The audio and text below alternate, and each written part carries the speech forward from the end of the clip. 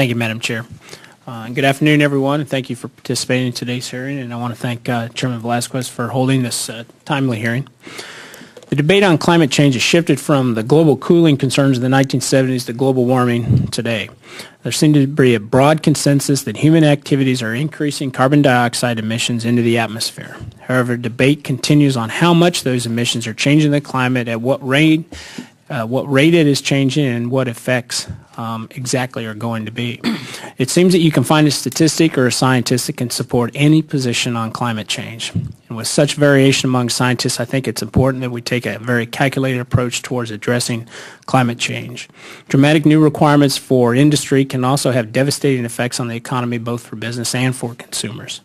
Studies suggest that taxes from proposed climate change legislation could cost the American household thousands of dollars per year in increased energy bills.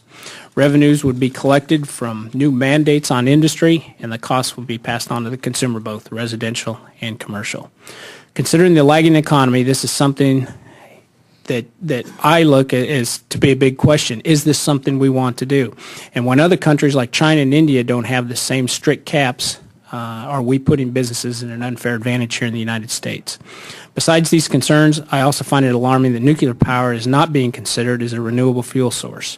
If reducing CO2 emissions is truly a goal, then ignoring nuclear power is a big mistake, given it already provides this country with 20% of its electricity.